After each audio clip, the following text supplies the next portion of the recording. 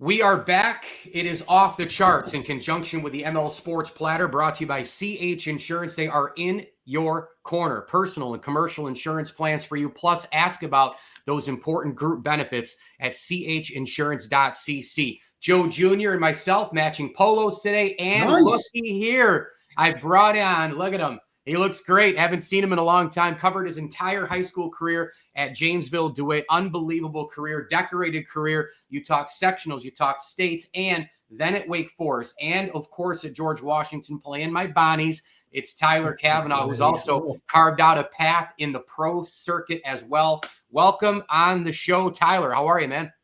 I'm great. Thank you for having me. That was quite the intro there. I like that. Where's my intro, Mike? I'm getting to it right now. It is Tyler, important that welcome, we also wish Joe Jr., before we even start, a very happy belated birthday. Of course, the birthday boy this week, celebrating with cake, ice cream, and 46 rounds of golf. So happy birthday, Joe. Well, his dad and I went to the next century. That's true. That's true. I don't like it. Yeah. That's a big one, Junior. It's a big one. It is a big one, but they're all big. They're all big. They are. So, Tyler, first off, as you know, the game has evolved so much at every level.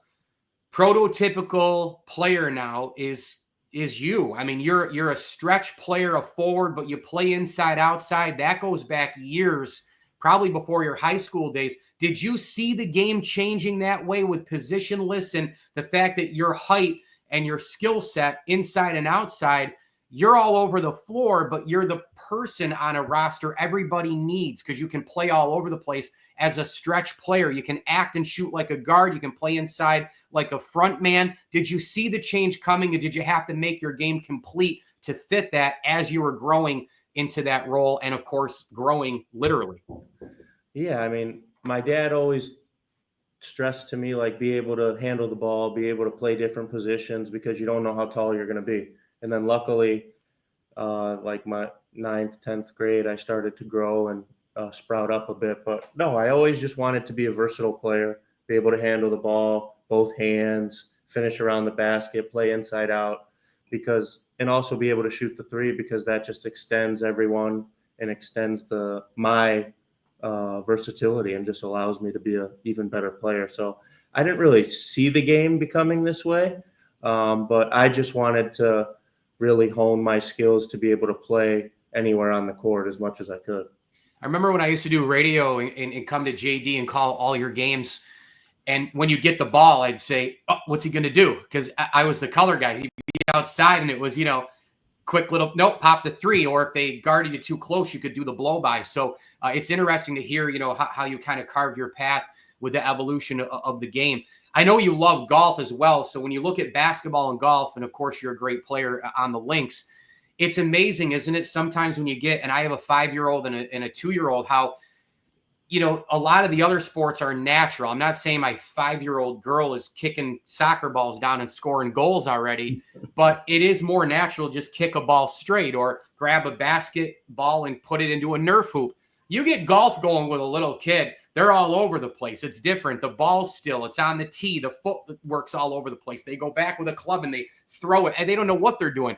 Can you kind of compare that a little bit? I mean, just add to it how I'm not saying that basketball is a perfectly natural game, but goodness, Tyler, compared to golf, I mean, golf is its own category here, right? Yeah. Compared to hoops.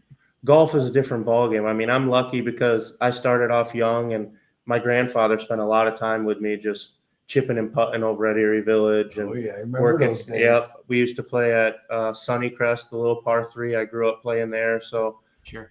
I spent a lot of time young, so that helps as I continued to grow. But for me, it's just the competitive aspect of the game. In the off season, I need something that's competitive, and I love golf. And it's obviously a very difficult, challenging game, especially mentally. But I grew up playing it, and that's definitely easier than if I tried to start playing later in my life. So it's fun. It's great, Mike, because I'm good friends with his dad, and we golf all over. And he's out, since he was a kid. What did you guys shoot? Who won? So, and the other real reason he's here, he's got 2 beautiful kids now. They're here to see the family. But years ago, I used to play with his dad in the member guest at Drumlin's East. So I kind of got thrown off the bus, which is okay, father-son relationship. And they're coming off, how many member guests? 3? I think 4. 3 or 4. They won it one year. His Yeah. dad and I won it a couple times. But, you know, I wish him the best every year. But if something happens or he might be in Detroit with the in-laws, I may get the nod back with the big guy. Every year he's asking my dad, what injury is Ty coming up with? He's I have a bad back. Unbelievable. A couple years ago, I was coming off back surgery, and Junior really wanted to play in the member guest and take my spot, but didn't happen. I believe Tyler's healed. He's healed. There's no way. Yeah, make sure, right? Ty, want to ask you, obviously you played in the NBA, international pro ball in Europe. You're doing great. For those of our viewers, Turkey, the Turkish league, Istanbul. How do you say it? Istanbul. Sorry, Mike. Merhaba. What are the differences in these leagues? Now, I watch you during the year. You know, I see the 3. It looks more physical, up tempo. I don't know, but what are the main differences between international ball and pros over there versus here in the NBA? There's rule differences that make the game much different. I mean, in Europe, there's no defensive 3 seconds. Or there is, there's no defensive 3 seconds. So the defense packs the paint. And in the NBA, it's way more open. So there's a lot more room for drives and to play one-on-one. But in Europe, if you beat your guy, the help defense is right there. So I like to tell people that it's a lot more like the college game, but with professionals. The best college players that's who it is like in Europe. So in the NBA, it's in every possession and game matters in Europe a lot, because there's less games and everyone's fighting to stay in the league. Because in Turkey or in any country, if you finish in the bottom 2 of your league, you get dropped down to the next league. You get relegated. That's what I don't understand. You have the Turkish league, and what's the other one? I play in the Euro Cup. So Euro Cup. It's interesting. And how'd you guys finish this year? We finished semifinals of both leagues, which was really good for our club. And I'm going back for another year. So this will be my 3rd season there. And hopefully we can keep climbing the ladder. And it's been a great experience to travel and see all these different countries and play against a lot of different really good players. Now you're contracted till when? The end of next season. So next June. So what are your plans long term? I heard you went to see Dad's office last year, snooping around in the financial world. I don't know. We might want to hire you at CH, but what are some of your long-term plans after basketball? I think whatever I do after basketball is going to be a huge adjustment for me. But I am interested in working with my father, just because of the business that he's built up. But I think in maybe three more years, I'd like to try and play. And when my oldest, Josephine, is trying to start kindergarten, I think that will be when we make a transition. I don't know if I want to be in basketball, and if I'm not in basketball, I'd love to work for my father. So good. And you're in great shape, right? I mean, I don't want to say 30's old.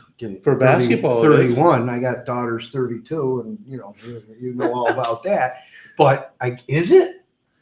I mean, I feel great. This is the best I've felt in a long time. I've lost a little bit of weight, finished the year strong. So we'll see. I mean, there are some guys over there who play until their late 30s, but being away from the family in the States is getting harder and harder. Right. So, and Mike, you may not know this. Dad told me last week, tell the viewers the USA opportunity that's coming. Oh, yeah. I got invited to play for Team USA in the FIBA AmeriCup in next month. So great. It's a huge opportunity. A couple summers ago, I played for them in a qualifying window, which was just 2 games. But this time it's actually for a medal. So I go down to Miami next month for a week of training camp. Then we go to Nicaragua for the tournament. And it'll be, you can play you play 3 games in your pool, and then you have quarterfinal, semis, and the gold medal game. So it's very exciting. Who are some of the players in the U.S. that we know? I just saw yesterday Jerry and Grant, who played at Notre Dame and is a big player overseas right now, is going to be on the team. So that's That's huge. Langston Galloway, who played at St. Joseph's and played in the NBA for a while, will be on the team. Jack Cooley, who played at Notre Dame, and now he's in Japan. He'll be on the team. So they haven't released a full roster, so those are just a few names. Who's the coach? I know. Steven Silas. He was with the Rockets a few years ago. So it's a great opportunity. I mean, to represent my country, and I'm really looking forward to it. We're off the charts with Joe Jr. and myself, Mike Lindsley, and Tyler Cavanaugh. A couple more for you, Tyler, and we'll let you roll. Jamesville-Dewitt, obviously you were there. It was a special time. You guys had unbelievable success in that foundation with Bobby and everything as head coach. I know that you play in the pros and you can make great money and you meet teammates and you're on a bigger stage and circuit and all that. But when you think back to those days, high school ball in those gyms, I mean, you kind of can't beat that, right? I know that meant a lot to you those days looking back now. And you guys had some phenomenal teams too. Yeah, I mean, you're playing with your best friends. I mean, P.D. Drescher is still one of my best friends to this day. And I mean, we have a lot of memories from them. And I was fortunate enough to play with Dajuan Coleman, who was another great player. And we called him Dewanimo on the air, by the way. Kevin Rich used to call him Dewanimo every time he throw one out. Dewanimo. But yeah, those are memories I'll never forget. And we had a lot of success. And it was a great time to be playing high school basketball in Central New York. I mean, there were a lot of good players.